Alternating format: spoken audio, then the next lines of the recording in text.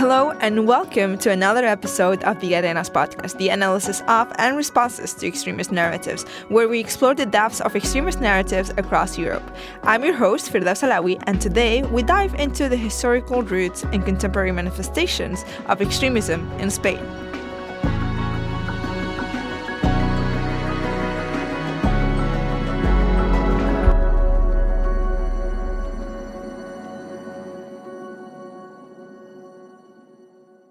The Kingdom of Spain is located on the Iberian Peninsula, with parts of its territory in the Atlantic Ocean, the Mediterranean Sea, and on the African continent. It is the fourth most populous European Union member state, with 47 million inhabitants and the second largest in terms of area. In 1492, the centuries-long reconquest of the Spanish territory was finalized as the Catholic monarchs Isabella and Ferdinand defeated the Muslim kingdoms of Al-Andalus, now southern Spain. This is known as the Reconquista, a part of Spanish history constantly reinterpreted and exploited today, linking the founding of the Spanish nation to Catholicism and the battle against Islam. The same year, 1492, marked the arrival of Christopher Columbus to the New World, which would make the Spanish colonial empire one of the richest and largest empires in history, reaching its peak in the early 18th century. By the turn of the 20th century, the last colonies in America had been lost in the Spanish-American War, and local nationalist parties were founded in both the regions of Basque and Catalonia. After a crown-supported dictatorship under Miguel Primo de Rivera during the 1920s, the Second Spanish Republic was proclaimed in 1931, hosting general elections and implementing women's suffrage. However, democracy did not last long in Spain, as the military carried out a coup d'etat in July 1936, triumphing directly in parts of the country, while the other parts became venues for a long-lasting civil war between the Republicans and the Nationalists, among which General Francisco Franco quickly achieved a leading role. While Western powers ensued a policy of non-intervention, Franco and the Nationalists achieved the support from both Nazi Germany and Fascist Italy, which led to their victory April 1st in 1939, a few months before the beginning of the Second World War. The Spanish Civil War claimed the lives of 500,000 people and caused the flight of another 500,000.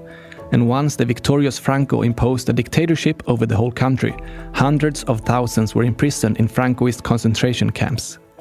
Spain were formally neutral in the Second World War, though sympathetic to the Axis, and Spanish volunteers were provided to fight with the Nazi Wehrmacht on the Eastern Front.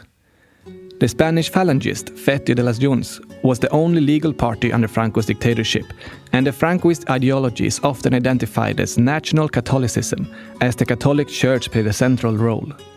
The fascist salute was used, and the importance of gender roles was emphasized through the influential female section of the Falangist party. Spain became strategically important for the United States during the Cold War, as a military base and counter to communism in Europe, and the isolation of Francoist Spain ended when they were allowed to join the United Nations in 1955. With Franco's death in 1975, Juan Carlos succeeded the position as King of Spain and head of state. But after transition to democracy, a constitutional monarchy was established with the Constitution of 1978. The following Spanish elections would host a great number of parties from left to right, as well as regional nationalist parties. However, the Conservative People's Party, founded by former ministers in Franco's governments, would cover most of the national right for decades, until a group split from the People's Party in 2013 to form the far-right populist party Vox, under the leadership of Santiago Abascal. Vox entered the Spanish parliament for the first time in April 2019 and became Spain's third largest party in a second general election in November the same year. In the European elections of 2024, Vox gained just under 10% of the Spanish vote.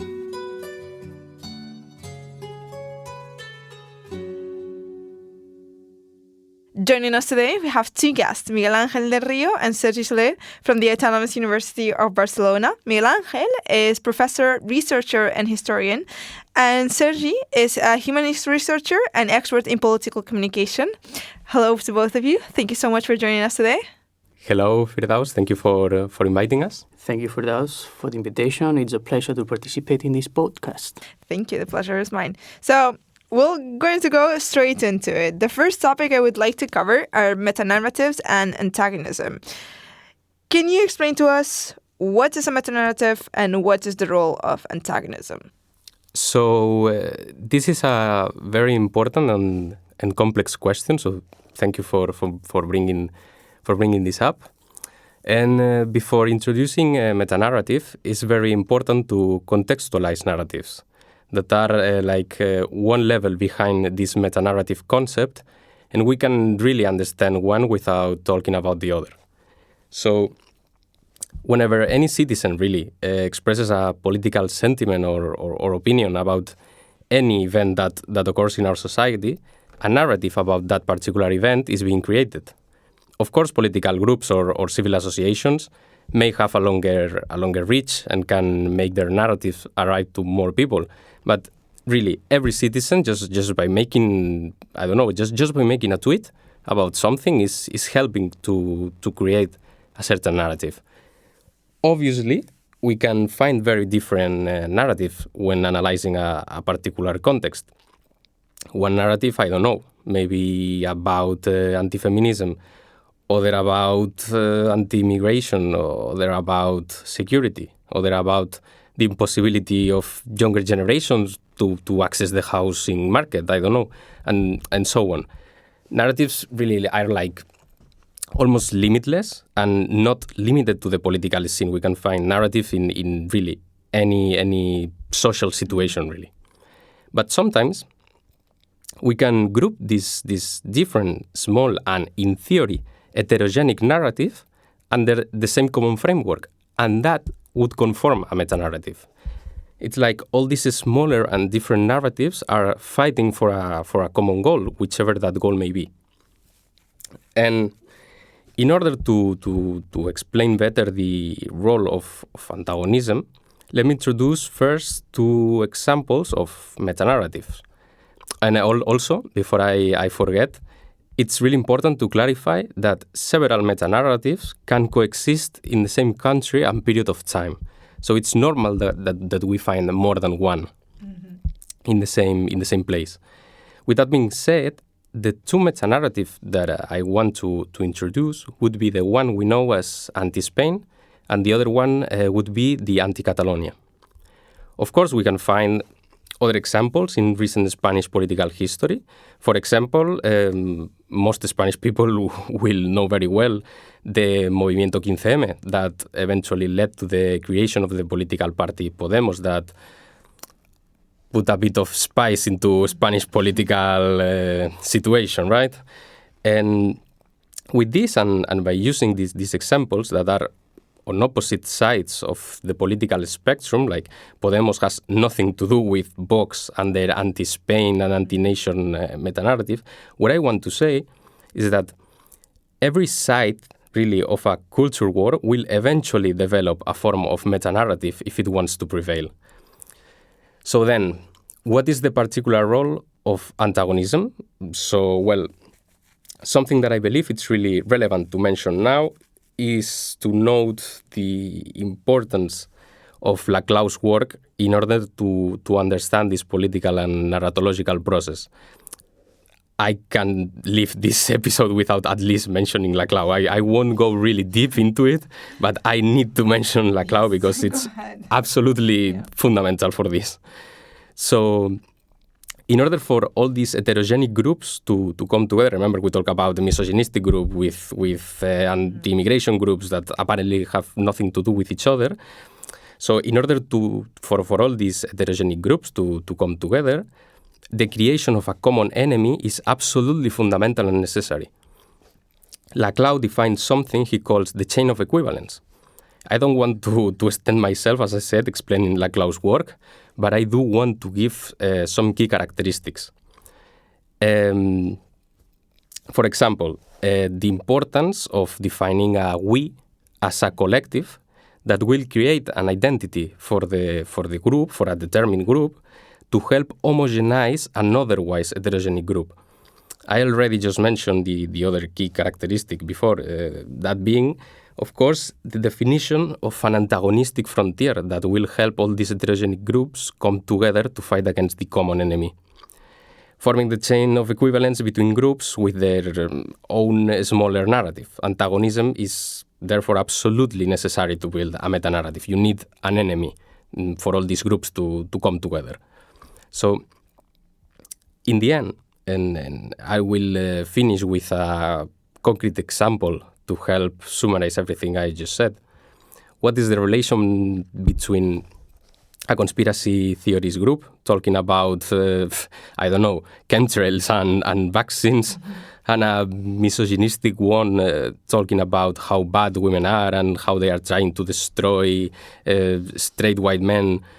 Well, they may both think that a particular government, just to put a really innocent example, right? Maybe a particular government is promoting policies that are harmful to their own beliefs. So they join to confront this common enemy, the government, that is too strong to face alone. So this powerful, evil government will be identified as an enemy of the nation.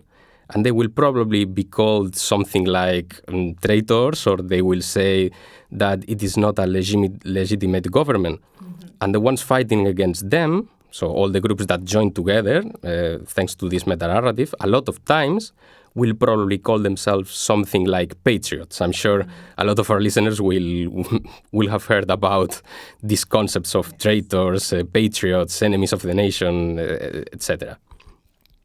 So these conspiracies and misogynies can exist by themselves, but they form a relation that helps each other. And to make these weird or unorthodox links work, meta-narratives play a big role. They give name and form to this chain of equivalence, giving the same purpose or end goal to a lot of different people with different specific needs. So the meta-narrative creates some sort of a tale that gives purpose and an explanation to a lot of different groups that would otherwise be impossible to make come together. So when they join, they obviously are really much stronger than before. Mm-hmm. So, I mean, we can clearly see the example of Spain. Like you said, like you give a purpose to a certain group. And in this case, to put it more into examples like that we actually know and that you have mentioned, right now we have books kind of like framing the government of Pedro Sánchez like that. And the followers of Vox, or like the ones that vote for Vox, are more looking into the sense of community, the sense of I am being heard, even though that's not through legislations, maybe that's just through words. So, and this leads us to the anti-Spain meta-narrative. So, and in fact, I want to ask you, Miguel Ángel, in this case, how did this concept originate, the anti-Spain, and how was it during the Franco regime? The origin of the main meta-narrative of anti-Spain concept can be traced back to the 19th century, where the soul of the Spain nation is discussed and shaped around some core ideas: reactionary nationalistic Catholicism, tradition, illiberalism, and the idea of the Spanish Empire against the leyenda negra, the Black Legend. This anti-Spain represents all enemies of the items stated above, represents all the Enlightenment and Republican values. During the Second Republic, the Republican government was interpreted as a symbol of the anti-Spain. This is Marxism, liberalism, feminism, secessionist movements, anti-imperial legacy, free thought, or anti-tradition. At that point, Franco was interpreted as the savior of Spain against communists and the idea of anti-Spain. Mm-hmm.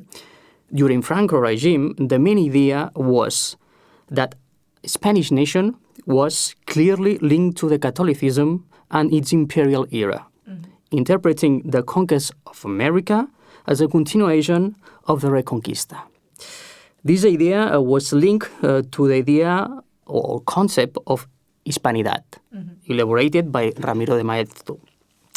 On the other hand, the nation was interpreted like a living organism linked to the idea of child marriage. This idea is the nation is formed by the dead, the living, and those yet to be born. Mm-hmm. But the most important point during the Franco's regime was to define in all social and political areas that the great enemy of Spain, and also of Franco, was the communism.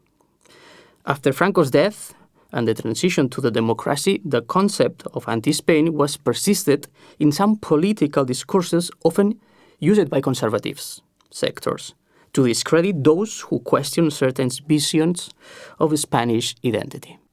So we see it in a more historical context way, but now I'm more interested as well in seeing like how this translates to nowadays. So Sergi, I want to ask you, how has the anti-Spain narrative been recycled and adapted by the far right now? Yes, thank you. So Miguel Ángel did, I think, an excellent explanation of what the anti-narrative, the meta-narrative of the anti-Spain, used to be. And it's true, it's obviously true, as you say, Firdaus, that the anti-Spain meta-narrative has clearly recycled over time.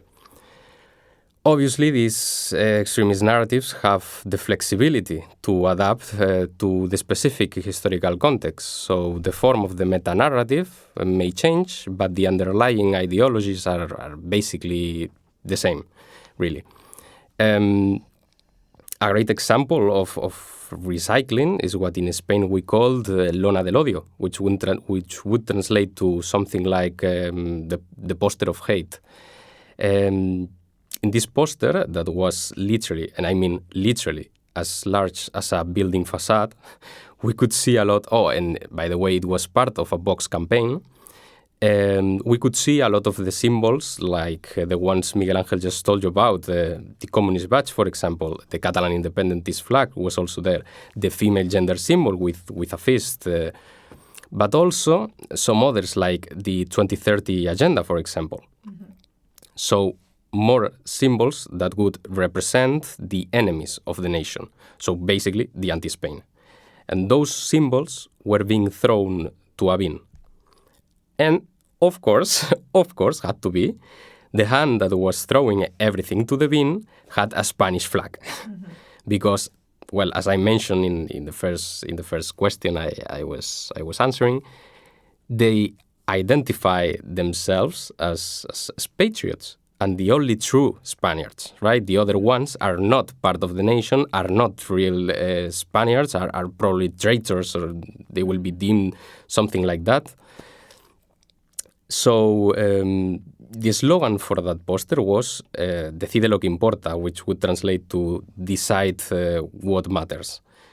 So in the end, really what we have is an adaptation of some of the enemies, because some others like communists, women rights, independentists are still there, but we also introduce new ones adapted to this special political or social context, like the trans flag was also there, the 2030 agenda, as I said. So they have adapted the narrative of the enemies of the nation to the current political and social context. But as I said previously, the underlying ideology, it's still the same, mostly based probably on ethno-nationalism or national Catholicism, and with, of course, a heavy anti-communist component.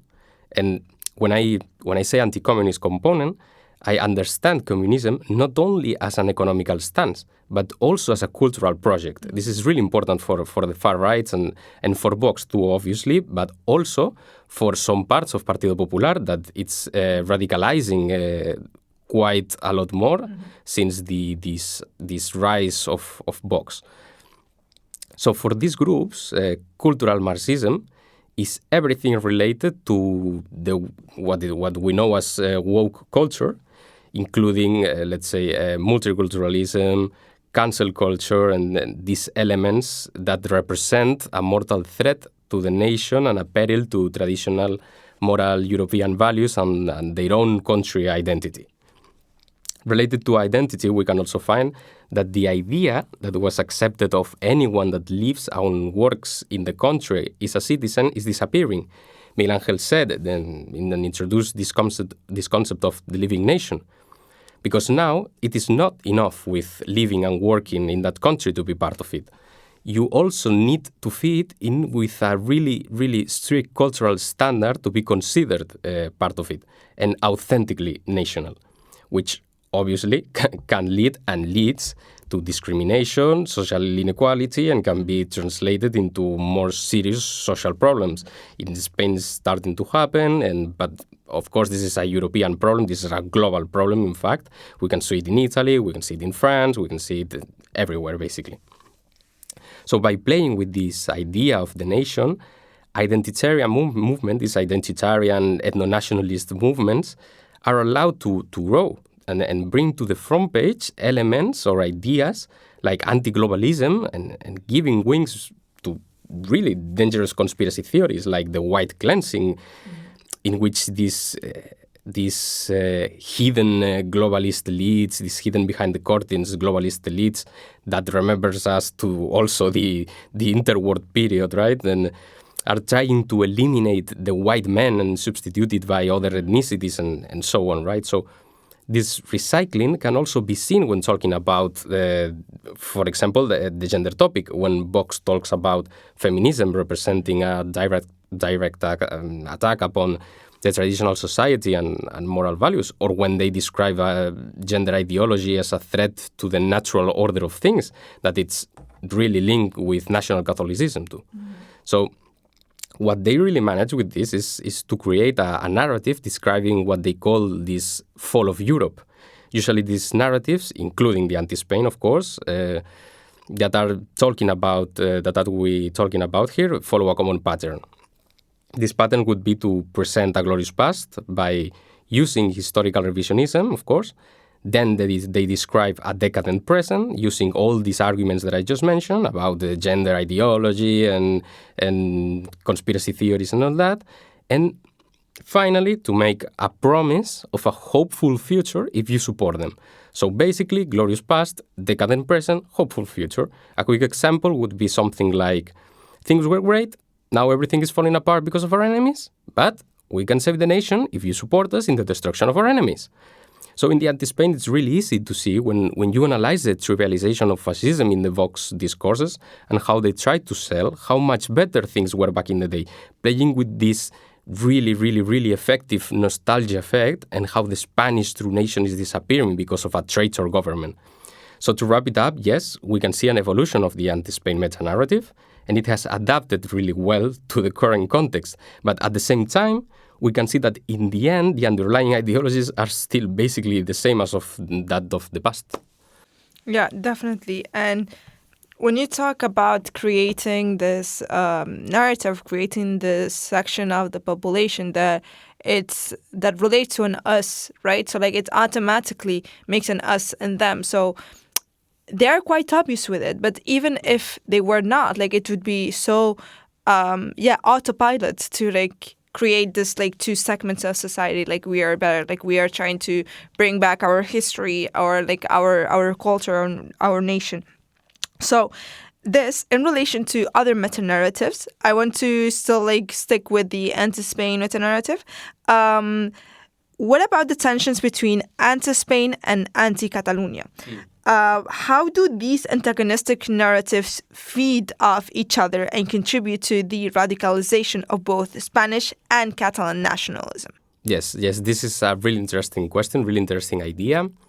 It really links with what I said at the beginning of this episode about antagonisms and how important it is to build this identity of an enemy.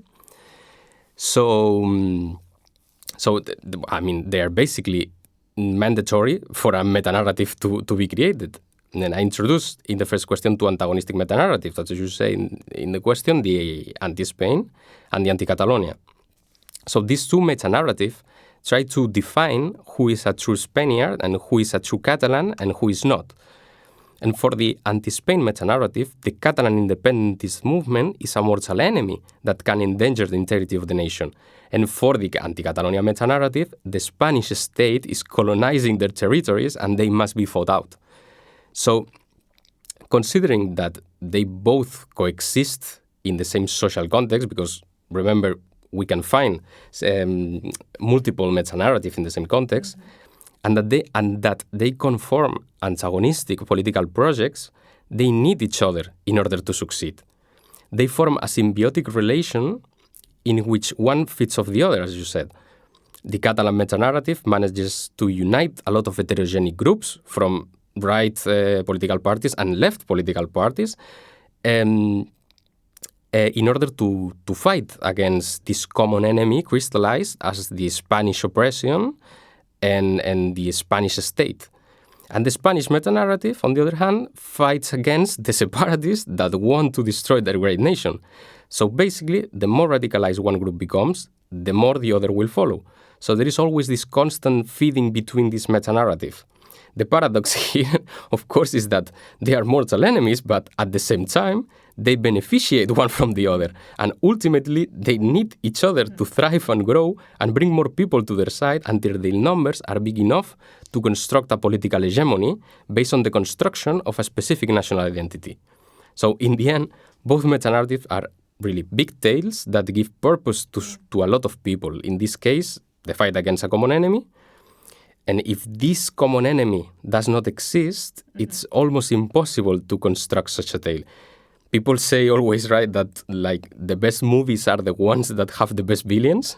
And I believe this is something that really applies here. The better the enemy, the more people will follow.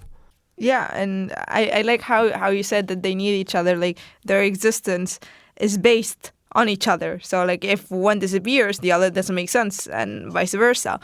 Miguel Ángel, do you want, before we continue with the following question, would you like to add to what Segi has been talking about? I think Segi explained it in a very excellent way. So I think the more important thing is how to construct the idea of anti-nation. Mm-hmm. So this is the main idea to elaborate, I think, extremist narratives. Mm-hmm. So I think this is a key point to go through. Yep. Yeah, definitely.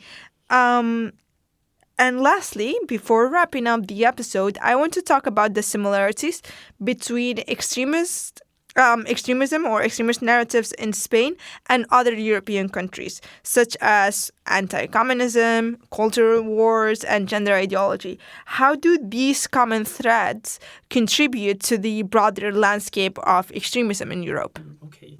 We can point out and share elements of extremist narratives across Europe. For example, the first one, anti-communism.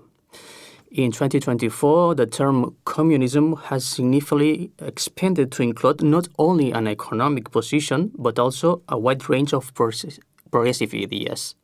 This concept is known as a cultural Marxism, said Segi, and it's presented as a multi-threat to Western nations and cultures, equating it with Islam and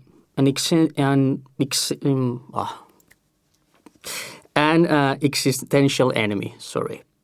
The second one, I think, is cultural wars. The struggle for the control narratives is important to tracing the hegemony of the discourse of the historical formations of nations. In this sense, each nation has created its own history and legends to define what it means to be a true Spaniard, French, or Italian, as Segi said. Another idea is the gender ideology. The concept of gender ideology, it is often used in a pejoratively way by conservative and right-wing groups to criticize and oppose the advancements and ideas to promote by feminist movement, LGBTQ plus rights, and progressive social policies. The term is frequently employed to suggest that this movement are imposing a radical and harmful redefinition of traditional gender roles and family structures. Mm-hmm. And the last one, I think, as Segi said, is recycling the past. Mm-hmm.